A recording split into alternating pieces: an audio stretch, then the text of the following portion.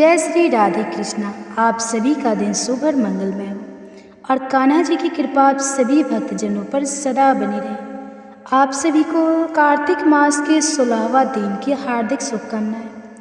आज का अध्याय शुभारंभ करने से पहले आपको सुनाते हैं कार्तिक मास में सुनी जाने वाली ब्राह्मण और ब्राह्मणी की कथा।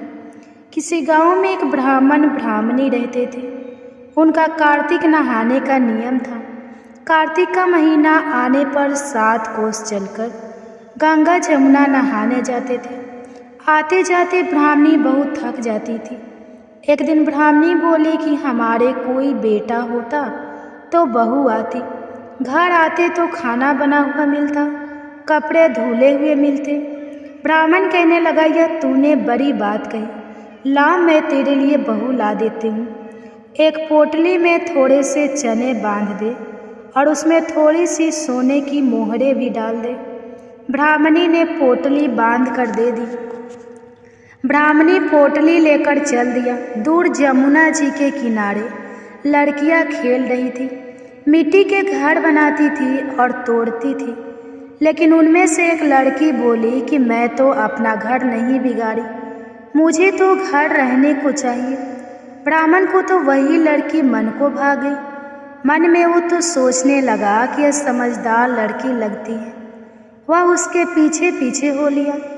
जब वह घर पहुंची तो उसे कहने लगा, बेटी मुझे बड़ी भूख लगी है, अपनी माँ से पूछ ले क्या मेरी 4 रोटी बना देगी। कार्तिक का महीना है, मैं किसी के घर का अनाज नहीं खाता। मेरे पास यह थोड़ा सा चूर्ण है, अपनी माँ को दे देना और अपनी माँ से कह देना कि रोटी बनाने से पहले आटा छान लेगा। तब लड़की कहने लगी, ठीक है बाबा तुम बैठो, मैं माँ को कहकर आती हूँ। तब वह जाकर अपनी माँ से कहने लगी कि माँ, एक बाबा आए हैं और कह रहे हैं कि मुझे बहुत भूख लगी है, मेरे 4 रोटी बना दो। उसकी माँ रोटी बनाने लगी तो आटा छाना। आटा छालते ही उसमें से सोने की मोहरें निकली। वह सोचने लगी, जिसके घर के आटे में इतनी मोहरें हैं उसके घर में कितनी होगी। उसने रोटी बनाई और खाना परोस कर दे दिया। बाबा रोटी खाने बैठे तो उसकी माँ कहने लगी कि बाबा तुम लड़के की सगाई करने जा रहे हो क्या। तब ब्राह्मण बोला, मेरा लड़का तो काशी पढ़ने गया है, अगर तुम कहो तो किसी खंडे कटारे से तुम्हारी लड़की को ब्याह कर ले जाओ। तब उसकी माँ कहने लगी, ठीक है बाबा। वह लड़की ब्याह कर ले आया। आकर बोला, रामू की माँ किवाड़ खोल, देख तेरे लिए बहू लाया। तो बुढ़िया अंदर से बोली कि हाँ मार ले, दुनिया तो ताना मारते ही हैं, तू भी मार ले, हमारे तो 7 जन्म भी बेटा नहीं, तो बहू कहाँ से आएगी। तब ब्राह्मण बोला, ना तो किवाड़ खोल। तब ब्राह्मणी ने किवाड़ खोली तो देखने लगी सामने तो बहू खड़ी है। उसने खूब आदर सत्कार किया और बहू को अंदर ले गई।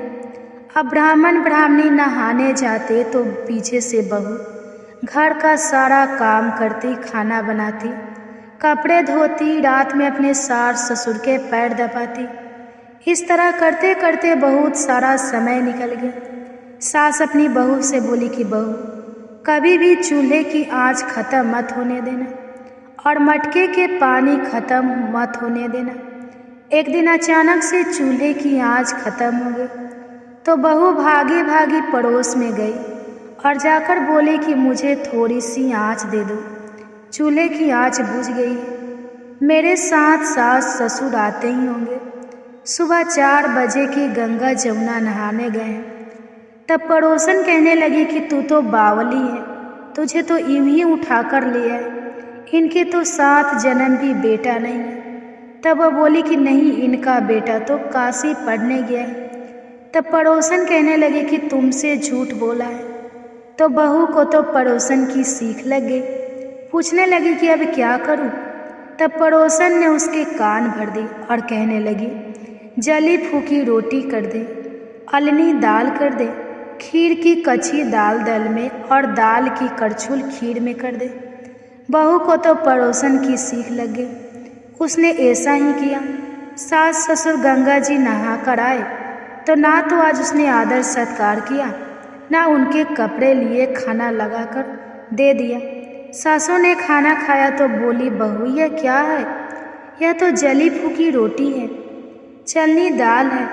तब वह बोली, खा लो सासू जी, तुम एक दिन खा लोगी, कुछ नहीं होगा, मुझे तो जीवन भर अलनी रहनी है। तब सास कहने लगी कि बहू को तो पड़ोस की सीख लग गई।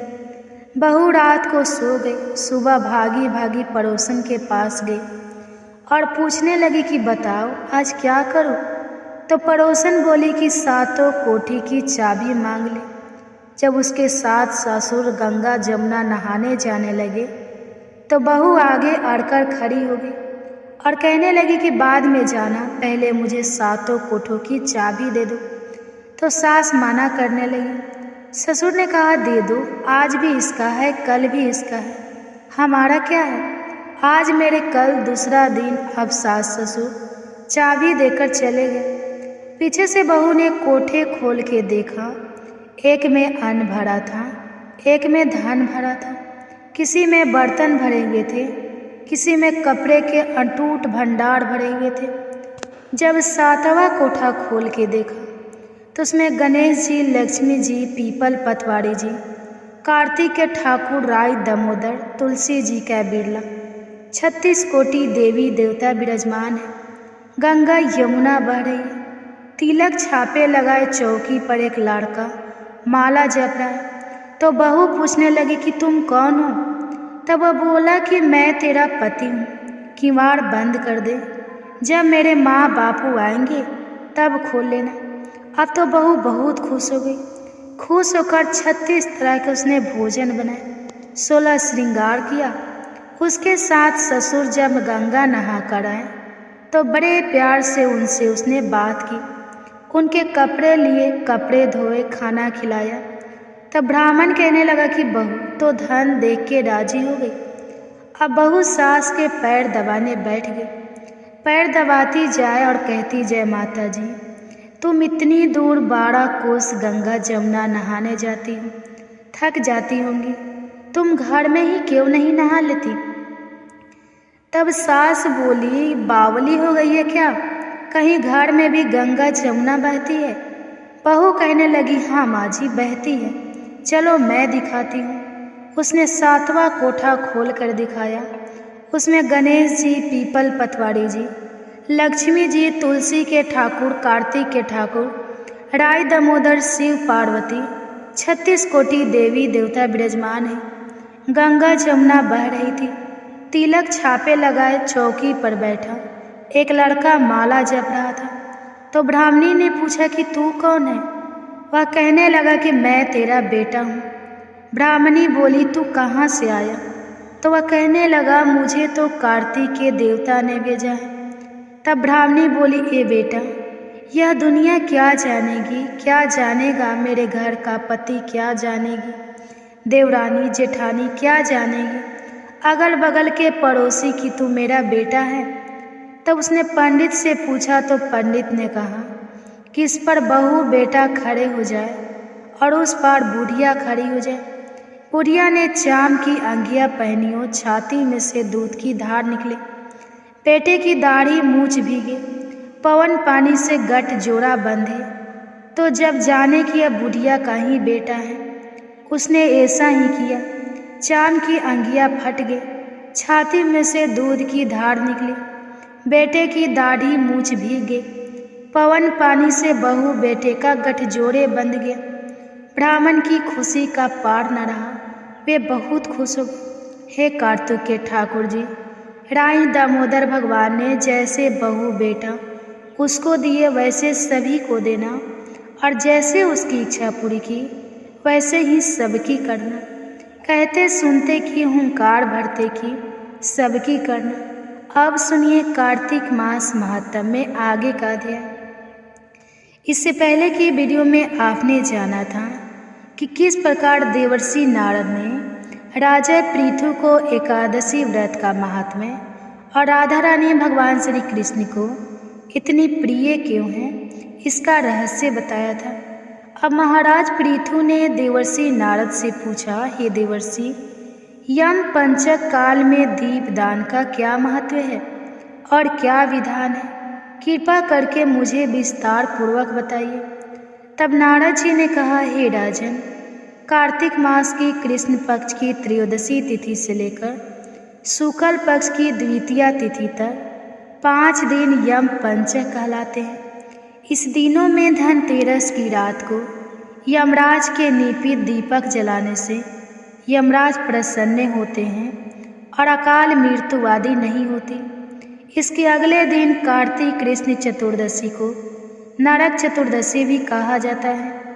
इस दिन तिल का तेल, अपमार्ग और दुर्वा आदि लगाकर स्नान कराना चाहिए और स्नान करने के बाद दक्षिण दिशा की ओर मुख करके अब स्वर्थ होकर अर्थात कमर तक पानी में खड़े होकर जल में तिल मिलाए और 3 दिन अंजलि से यमामय धर्मराजा मृत्यु अंत काय व्यवस्था है। कलाय सर्वभूता सया उदम राय गगना नीला परमन विक्रोद्रा चित्रा और चित्रगुप्ता है। इन नामों से यमराज को तर्पण करें। फिर स्वयं काल ब्रह्मा जी, श्री हरि शिव जी और दुर्गा जी के मंदिर में तथा वृक्ष सभा, गौशाला, बगीचे, नदी, तालाब, कुआं, बावड़ी, चली चौराहे, खेत, शमशान आदि में दीपक जलाए और रात को श्री लक्ष्मी जी की पूजा करें। यदि शास्त्र से किसी की मृत्यु हुई हो तो उसके निमित्त भी चतुर्दशी को दीप दान करना चाहिए। इससे अक्षय पुण्य फल की प्राप्ति होती है और दिवंगत आत्मा को मोक्ष मिल जाता है। इसके बाद कन्या, ब्रह्मचारी और तपस्वी को भोजन करें। इसे यमलोक ना जाकर शिवलोक की प्राप्ति होती है। कार्तिक की अमावस्या अर्थात दीपावली के दिन भी स्नान आदि से निर्वित होकर पितरों का पूजन और श्राद्ध करके ब्राह्मणों को भोजन कराएं। फिर स्वयं काल घर तुलसी जी के पास में देवस्थान, शमशान, नदी, पर्वत, चौराहा और गौशाला में दीप जलाएं। फिर जी की स्तुति करके उनको जगाएं। जिस प्रकार पतिव्रता स्त्री अपने पति से पहले जागती है, उसी प्रकार लक्ष्मी जी भी भगवान से 12 दिन पहले जाग जाती है। अमावस्या के दिन बालक, वृद्ध और रोगियों को छोड़कर अन्य किसी को भोजन नहीं करना चाहिए। स्वयं काल लक्ष्मी जी का पूजन करने के बाद ही भोजन करें। घर को फूल माला आदि से सजाकर सारे घर में दीप माला जलानी चाहिए। घर घर के सभी स्त्री पुरुष नवीन वस्त्र धारण करें और समस्त रात्रि लक्ष्मी जी के समक्ष नृत्य गीत आदि करके हर्ष उल्लास से बिताएं। घर में समस्त रात्रि दीपक जलाना चाहिए।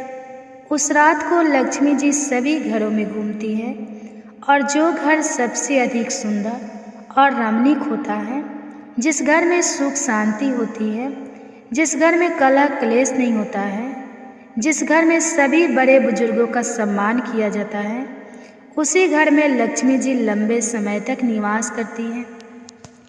एक पहर रात्रि शेष रहने पर दरिद्र रूप घर का कूड़ा करकर सूप यानी कि साज में या पुराने पंखे पड़कर बाहर फेंक देना चाहिए। ऐसा करने से वह घर धन धान्य से परिपूर्ण रहता है।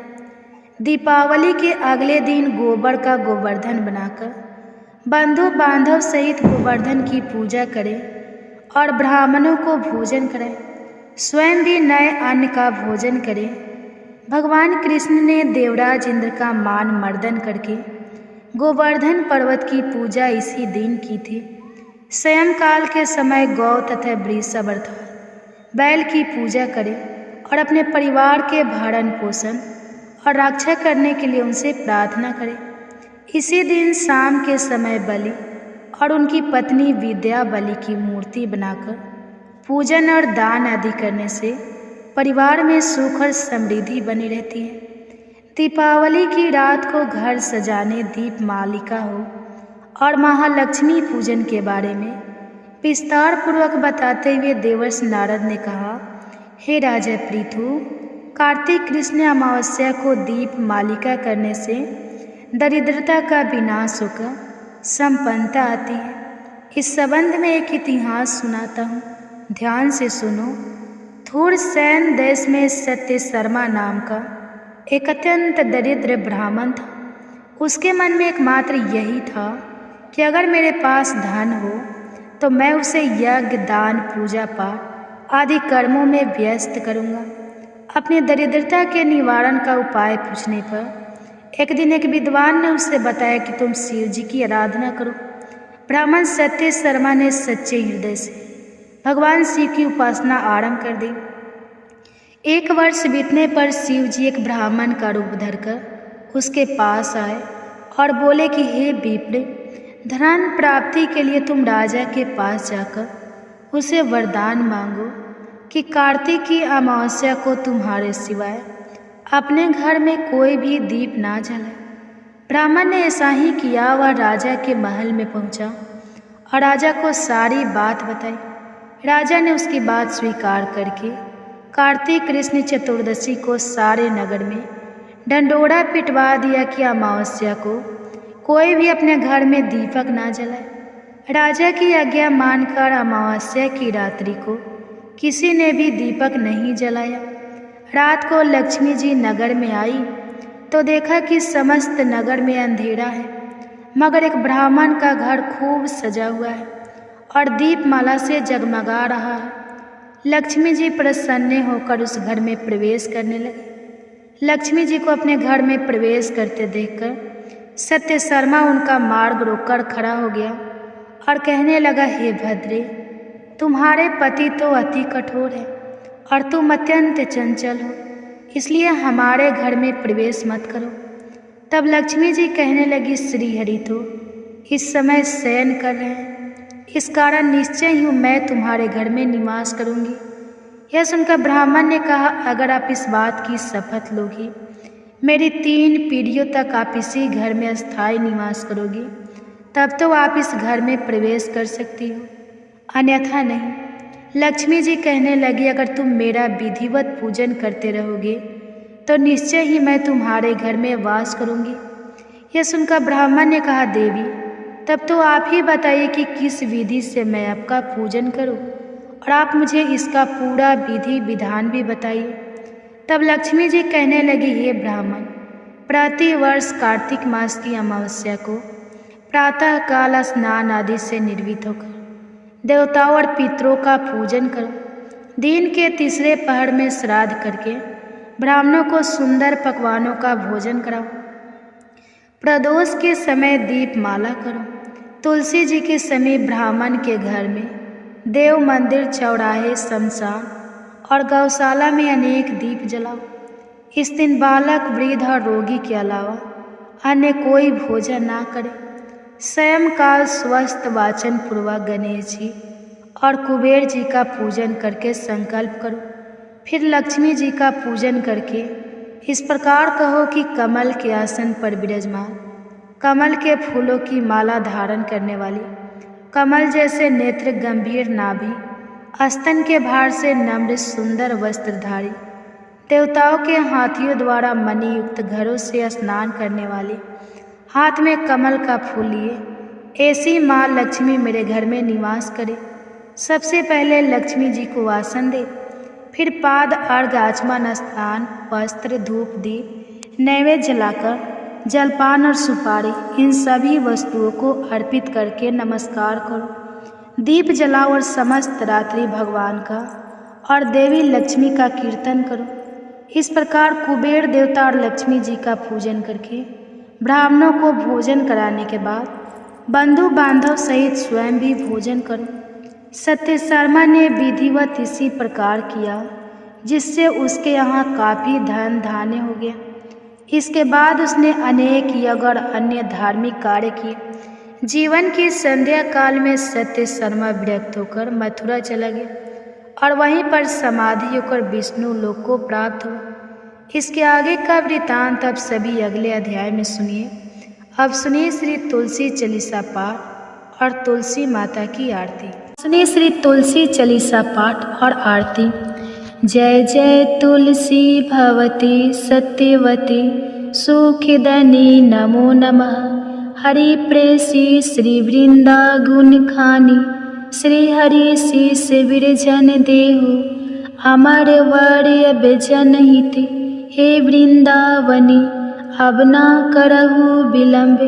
धन्य धन्य श्री तुलसी माता महिमा, अगम सदा श्रुति गाता हरि के प्राणों से तुम प्यारी, हरहि हेतु किन्हीं हो तपरी, जब प्रश्न है दर्शन दीन हो, तब कर जोरु विनय उसकी हो। हे भगवंतम कंत मम होए, दीन जानी जान छाड़ जा, सुनि लक्ष्मी तुलसी की बानी, दीन हो श्राप कथ परयानी, उस आयोगी वर मांगन हारी, हो बीट पर तुम जर तनुधारी, सुनी तुलसी सपत ही माहु, करहु वास तुनीचन धामा दियो वचन, हरि तब तत्काला सुनहु सुमुख जानी, बिहाला समय पाई योरो पाती, तोरा पुजही आस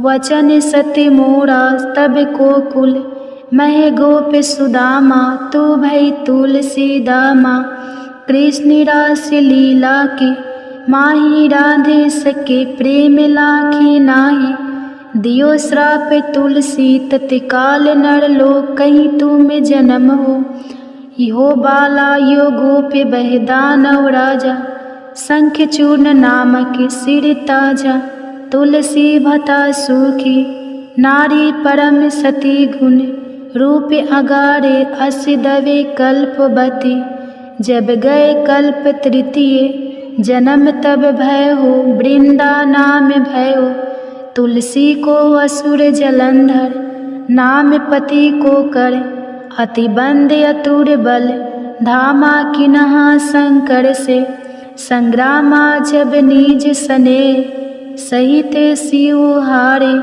मरही ना तब कर हर की पुकारे, पतिव्रता वृंदा थी नारी को ना सके, पतही संग हारी, तब जलंधर ही भेष बनाई, वृंदा ढीग हरि पहुँचो जा, शिव हित लही करी कपट प्रसंगा, कियो सती त्वे धर्म तो ही भंगा, भयो जलंधर कर संग हारा सुनी, उर्सो के उपारा ही छन की दियो कपट, हरि तारी लखी वृंदा दुख गिरा, उचार जलंधर जसे हते, अभीता सोई रावण दस हरहि सीता, हास्य प्रस्तर सम हृदय, तुम्हारा धर्म खंडी, माँ में पति ही सहारा, यही कारण लई श्राप हमारा होए तनुपासन,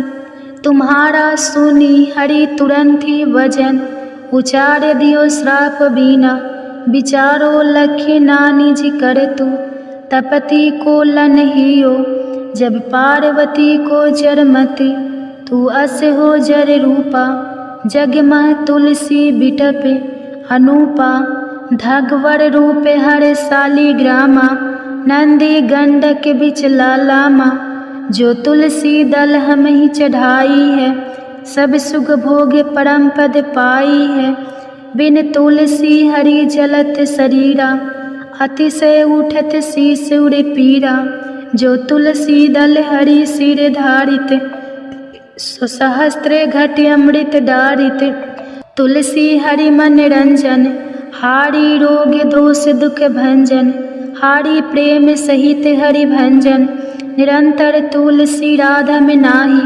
अंतर व्यंजन हो छप्पन, हो प्रकार बीन तुलसी दल ना हरहि, प्यारा सकल तीर्थ तुलसी तर छाही लह दे, मुक्ति जन संशय नाही कवि सुंदर, एक हरि गुण गावत, तुलसी ही निकट सहस गुने पावत, बसत निकट दुर्वासा, धामा जो प्रयास ते पूर्व ललामा पाठी करही, जो नित नर नारी होई, सुख भाषा ही त्रिपुरारी, तुलसी चालीसा पढ़ी, तुलसी तरु गिरिधारी, दीपदान करी पुत्र फल पावा, बंध नारी सकल दुख दरिद्र हरि, हारि परम प्रसन्न आसे, धन जन गही, कर बसही पूर्णात्रही, अभिमत फल जगत महिलाही, पूर्ण सब काम कज दलही, तुलसी तक सहज बसही, हरि राम तुलसी महिमा, नाम लख तुलसी सुत सुखी, राम मानस चालीसा, रचो जग मह तुलसीदास। प्रेम से बोली तुलसी महारानी की जय। जय तुलसी महारानी नमो नमः, हर की पटरानी नमो नमः, तुलसी महारानी नमो नमः, धन्य तुलसी पुरन तप कीनो, शालीग्राम बनी पटरानी नमो नमः, तुलसी महारानी नमो नमः, हर की पटरानी नमो नमः, जाके पत्र मंजरी कोमल श्रीपति, कमल चरण लपेटानी नमो नमः, तुलसी महारानी नमो नमः, हरि की पटरानी नमो नमः, कौन महीने बोई रानी, तुलसा कौन महीने हुई हरियाली, नमो नमः, तुलसी महारानी नमो नमः, हर की पटरानी नमो नमः, कौन महीने हुई तेरा पूजा, कौन महीने हुई पटरानी नमो नमः, तुलसा महारानी नमो नमः, आषाढ़ मास में बोई रानी तुलसा, सावन महीने हुई हरियाली, नमो नमः, तुलसी महारानी नमो नमः, हरि की पटरानी नमो नमः, कार्तिक मास में हुई तेरी पूजा, मंगशीर मास हुई पटरानी नमो नमः, तुलसी महारानी नमो नमः, हर की पटरानी नमो नमः, धूप दीप नैवेद्य आरती पुष्पन की वर्षा बरसानी नमो नमः, तुलसी महारानी नमो नमः, हरि की पटरानी नमो नमः, 56 भोग 36 व्यंजन, बिन तुलसी हरि एक न मानी, नमो नमः, तुलसी महारानी नमो नमः, हरि की पटरानी नमो नमः, जो तुलसी को सवेरे गाए, श्री कृष्ण के दर्शन पाए, नमो नमः, तुलसी महारानी नमो नमः, हर की पटरानी नमो नमः, जो तुलसी को दोपहर गाए, खीर खांड का भोग लगाए, नमो नमः, तुलसी महारानी नमो नमः, हरि की पटरानी नमो नमः, जो तुलसी को सांझ को गाए, श्री कृष्ण की आरती उतारे, नमो नमः, तुलसी महारानी नमो नमः, हरि की पटरानी नमो नमः, जो तुलसी को रात को गाए, श्री कृष्ण के चरण दबाए, नमो नमः, तुलसी महारानी नमो नमः, हरि की पटरानी नमो नमः, सब सखी मैया तेरा यश गावे, भक्ति दान दीज महारानी नमो नमः, तुलसी महारानी नमो नमः, हरि की पटरानी नमो नमः, तुलसी महारानी नमो नमः, हरि की पटरानी नमो नमः। तो उम्मीद है आज की यह वीडियो आपको पसंद आई होगी। अगर वीडियो पसंद आता है तो प्लीज़ वीडियो को लाइक कीजिए, चैनल को सब्सक्राइब कर दीजिए और साथ ही हो सके तो और भी फैमिली फ्रेंड के साथ शेयर कीजिए। आप सभी का कथा सुनने के लिए तहे दिल से धन्यवाद।